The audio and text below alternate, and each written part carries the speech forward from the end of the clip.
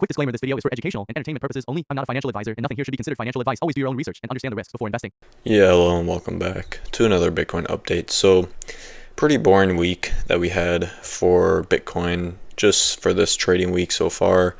Nothing too much has happened since the February 6th bounce that we had. After that, we just kind of have been having just a slow grind to the downside with just sideways action, no real indication that this A wave could have bottomed that we have been tracking.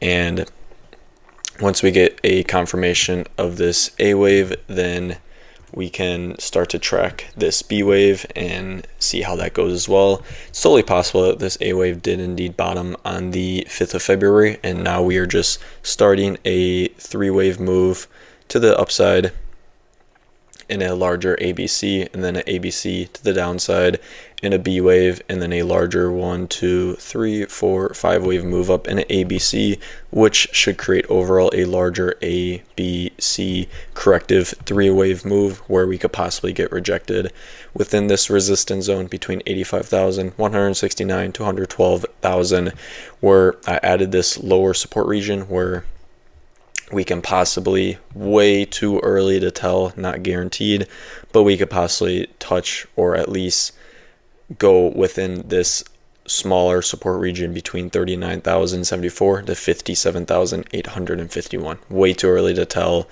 obviously not guaranteed. Now the lower that this A wave goes, let's say we get one more low to that 55, 56,000 area that we've been talking about in the last few videos, well, then this support zone, or sorry, this resistance zone that we have up here for this B wave will also move down as well. But if we did indeed bottom around that 60,000 mark, well, then this would be our resistance zone that we have for this B wave right now.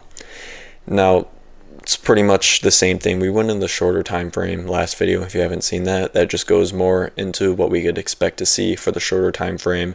But what we've been tracking for honestly the last few weeks has been playing out pretty much how we have been expecting it to be. Nothing too crazy with this week, so not too much to really add, I guess. The only thing I would really have to say is just if we break below that 60,000, it's likely that A wave is just being extended, and we can start to test these swing lows and swing highs of this area back here as well, which is between 49,144 and then that 65,000 zone, which we are currently already in, but that 55, 56,000 level, which we are also tracking as well, and then this upper bound here around the 49,000.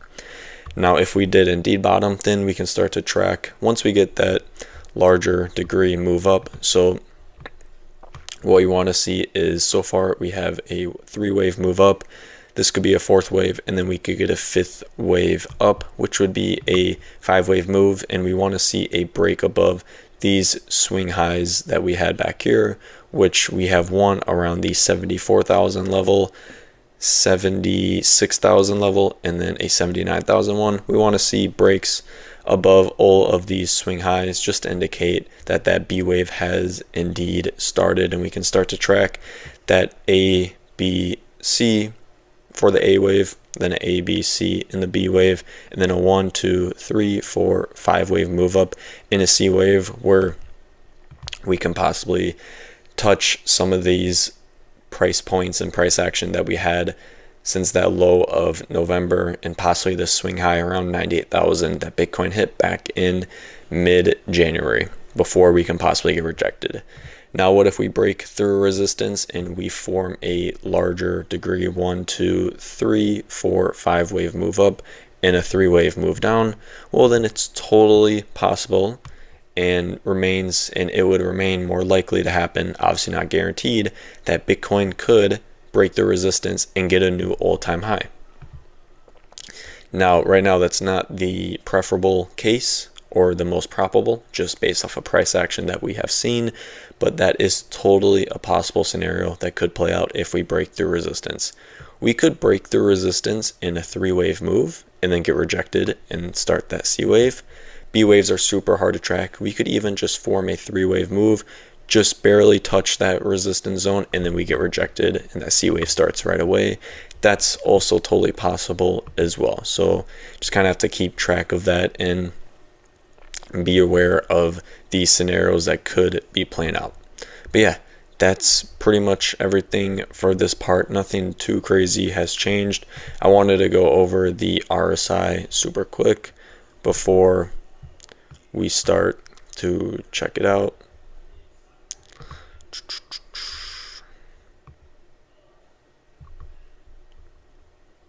There we go. Awesome. So yeah, just going over the 4 hour. I'll start on the 1 hour. We have formed, it's very slight divergences. It's on the 1 hour. I wouldn't take it super seriously. These break all the time as well. That's kind of what we had happen back here in early February with just this downtrend divergences that were forming, and then they just broke with this final flush to the downside. But here we just have a few small ones. We have a low, and a low, higher low, and a higher low. So just a small divergence there. 1 hour, wouldn't take it so seriously, but it's just something at least nice news to at least see, maybe for those that want some hopium, but obviously not guaranteed, and it shouldn't be really a serious thing to look at on such a small degree RSI.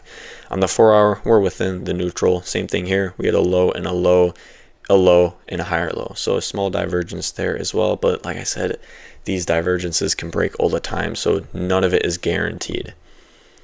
Now, daily as well, we have just got back above the oversold territory. Basically are pretty close to oversold territory as well, but it wouldn't surprise me just to see another flush to the downside and then a bounce back up, and then that would create a divergence on the daily. That is something similar that we did multiple times back here in February through April. We had a low and a low and a lower low, but on the RSI, we had a low, higher low, and a higher low. Now, it doesn't need to do that at all. It's totally possible that we just get a oversold like we did back here in November, and then we just never get that low again, or we never form a lower low or a divergence in the chart, and we just slowly work on that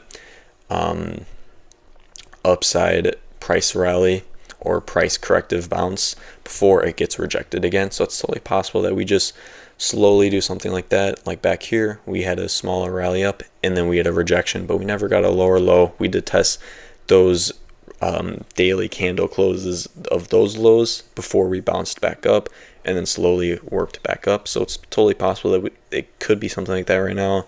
We had a push up, then we just maybe test these lows again, or maybe we already go from here, then we just start to bounce up from there and then work our way towards up before we get rejected. That's totally possible to happen as well. So yeah, that's pretty much everything for this video. Hopefully that was simple. Thanks for watching, and we will see you next time.